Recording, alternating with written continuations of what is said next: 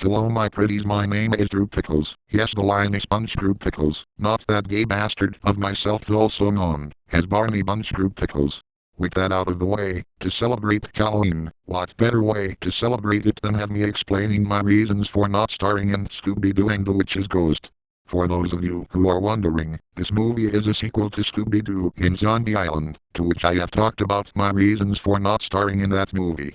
Now that the fourth wall is broken, to which I can care less about, let's dive into the story that contains lots and lots of swellness. It was sometime in the late 90s, also known as 1999, I was still working on my next season of the Rugrats show, when I got a letter in my emails from Daphne Blake. She did say that Mystery Inc. was gonna star in a sequel to Zombie Island, after hearing the fact that the directors of Zombie Island declined my plot and script for how that movie should go. I was having a bit of hope that maybe, just maybe I could get a role in this movie. So I head over to the Warner Brothers studio with Mystery Inc. just to see if I could get a role in Scooby Doo and the Witch's Ghost, and maybe even add some of my swell changes in the movie. But, however, this is not a surprising fact that the director Jim Stanstrom did not like my swell changes to the film. So, since you're all scratching your chins as to why I didn't star in Scooby Doo and the Witch's Ghost, well, calm the hell down and sit down. I was just getting to that point. The opening of the movie will have Mystery Inc. and I solve a mystery in a museum. Well, that will be changed to a museum of horror movies, to which they are classic ones like Nightmare on Elm Street and etc. We then have the theme song of Scooby Doo playing in the background. The singer known as Billy Ray Cyrus will be left untouched, to which it is super swell. When myself along with Mystery Inc. meet Ben Ravencroft, we all noticed that Velma was a huge fan of his, and that was very swell. Then we get invited by Ben Ravencroft to his hometown called Oak Haven, Massachusetts, to which it sounds like a swell town. When we get there, the scene was originally gonna have me along with Mystery Inc. perform a puppet show for everyone here, but due to it being complicated, that was left out of the script. Mayor Corey would be played by none other than Patrick Star, as he was just asking people for pizza. Not surprising there, but we do see that an autumn fest was going on, to which it seems very swell. However, instead of everything being like the 1600s, everything would be similar to how the first Halo game was, like the Pillar of Autumn but more sweller. I know that Halo didn't come out as a game until 2001, but it's not like I care about that. It is just my swell script. Shaggy and Scooby going to a restaurant with Patrick Star would be the same, but instead of the restaurant being owned by Jack, it will be changed to the Krusty Krab, and it will be Mr. Krabs owning the place with Squidward taking orders and SpongeBob making Krabby Patties, to which Shaggy and Scooby-Doo ordered everything on the menu. While they eat like the crazy eaters they are, I will be with Fred, Velma and Daphne at Ben Ravencroft's house, where we learn about this ghost bitch named Sarah Ravencroft. Ben also explained that he did a lot of claims about Sarah not being a witch. Instead, he was saying that Sarah was a Wiccan who used herbal remedies to heal the less fortunate, and he has spent years searching for her medical journal to prove her innocence. The scene where Shaggy and Scooby eat more in the restaurant would be replaced with Patrick Star eating junk food in his rock as normal, and that is when I said to him on what he is doing. Patrick would be saying that he is ordering pizza, to which we would leave to do our own thing. The next scene where Shaggy and Scooby leave the Krusty Krab, well, huge bellies will be normal, until Shaggy and Scooby looked to an alleyway to see the Hex Girls. He would say, like, "Hi girls." The Hex Girls would say hi to Shaggy with fake fangs, and the way they say it would be in a seductive way. What a swell way to say to someone. I think they do that all the time. When Shaggy and Scooby ran off scared, they soon get chased by the ghost of a witch, to which they run into us and Ben Ravencroft. The next part will have us hear rock music in the distance. We all walk over there to see that the stage was owned by the Hex Girls. They would perform one of their songs, while we all listen to their swell music. The Hex Girls would introduce themselves as Thorn, Dusk and Luna. Thorn is also known as Sally McKnight, if you're all wondering. Mystery Inc. and I would start looking for clues as to what is going on in Oak Haven.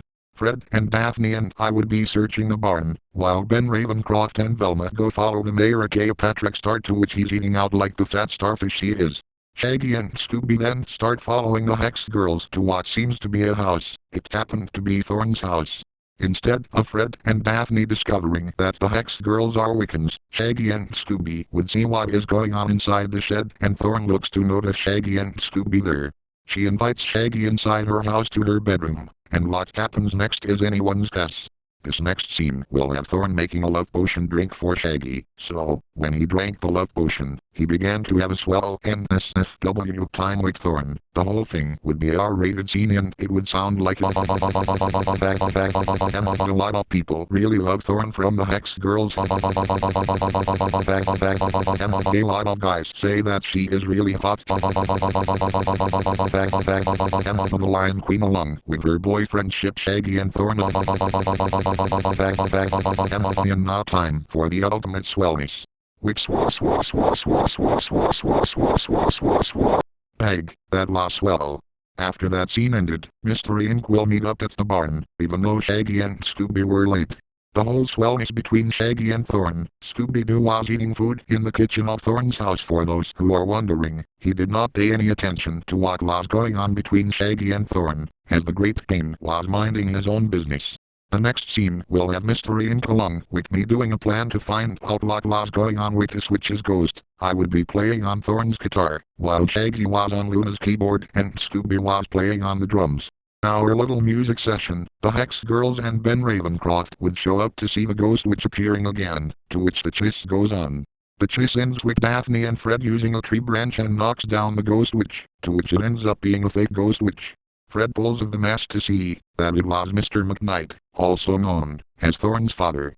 We were all shocked that Patrick Star the mayor along with some of the townspeople were in on the whole Sarah Ravencroft witch fiasco. We all head back to Ben Ravencroft's house, where we all learn about the Hex Girls being Wiccans and that Thorn is 1/16th blood in her mother's side. After that part ended, we would head out to where Scooby found an old shoe buckle for Shaggy earlier. As we head out there, a hole was already had been dug by something, but then I looked to see that the Pube Muppet was the one who dug the hole. Ben Ravencroft would say this familiar like, "What the fuck is going on here?"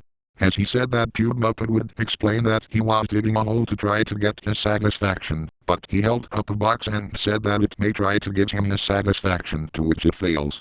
Shaggy would end up grabbing Pube Muppet and stuffing him in a little rag sack. Then he would swing it around multiple times before letting it go, sending the Pube Muppet into the air as he dies.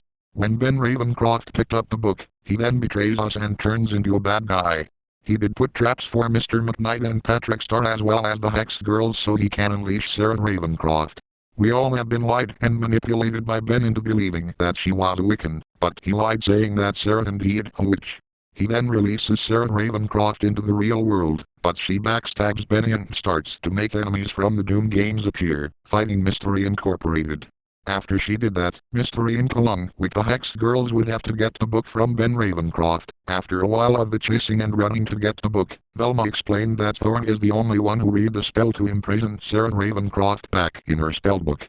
As Thorn got a hold of the spellbook, she reads the spell to which it starts to work, as all the enemies start to disintegrate into nothing. Not only that, Sarah Ravencroft was also imprisoned back in her spellbook, dragging Ben with her. Everyone gets free, as Thorn hugs her father. The ending of the movie will have the Hex Girls performing at a concert with Mystery Inc. and I joining in on the fun. After I explained the script and plot in the movie to Jim Stenstrom, he said that he liked the plot and all, but some of it did contain cussing, to which it would make the Scooby-Doo movie not kid-friendly. And on top of it all, the NSFW scene of Thorny and Shaggy going at it would not be in the movie, as the movie is supposed to be family-friendly. Well then, what about the monsters from Doom?